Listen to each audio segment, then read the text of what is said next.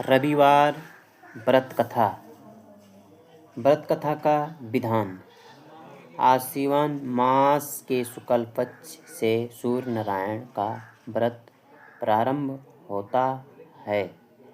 शुक्ल पक्ष में जिस दिन पहला रविवार पड़े उस दिन से व्रत आरंभ करना चाहिए। व्रत कथा को दिन भर निराहार रहकर समय काल सूर्य अस्त होने से पूर्व सूर्य देव की पूजा करनी चाहिए। पूजन में कनेर, कनाइल का पुष्प, लाल चंदन, लाल वस्त्र, गुलाल और गुड़ आदि वस्तुएं लेनी चाहिए। घर के आंगन को गाय के गोबर से लीप कर वहां ताम निर्मित भगवान सूर्य की प्रतिमा या फोटो स्थापित कर पूजन करें। पूजन के अंत में घी मिले हुए गुड़ से हवन करना चाहिए। व्रत के दिन नमक, खटाई, तेल आदि का प्रयोग करना वर्जित है। इस प्रकार निरंतर 5 वर्षों तक का व्रत रहकर सूर्य की पूजा करनी चाहिए। प्रातःकाल में प्रति वर्ष एक धान्य का परित्याग करें।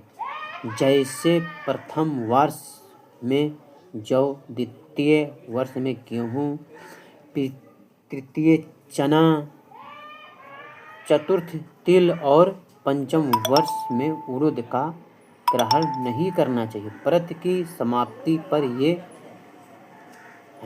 प्रतीक धान्य है। और रविवार कथा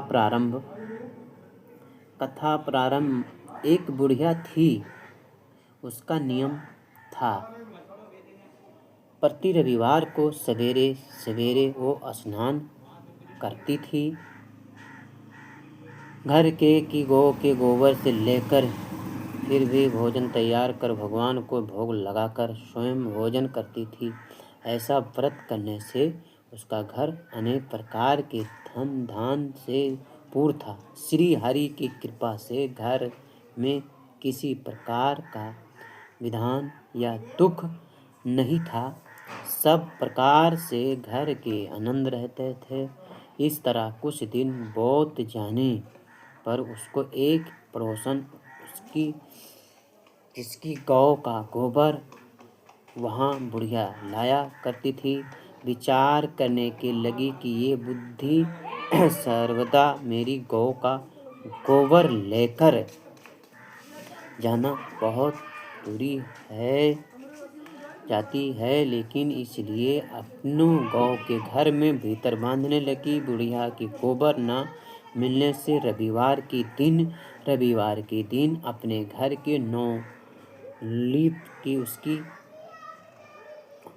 इसलिए उसने न तो भोजन बनाया न भगवान को भोग लगाया था, स्वयं भोजन नहीं किया। इस प्रकार उसने निहारे व्रत किया। रात्र से गई और वहां भूखे सो गई। रात्र में भगवान ने उसे स्नान दिया और भोजन न बनने तक लगने लगा। कारण उसका था। वृद्धा ने गोबर न मिलने पर कारण सुनाया। तब भगवान ने कहा कि माता, हम तुमको ऐसे गौ देते हैं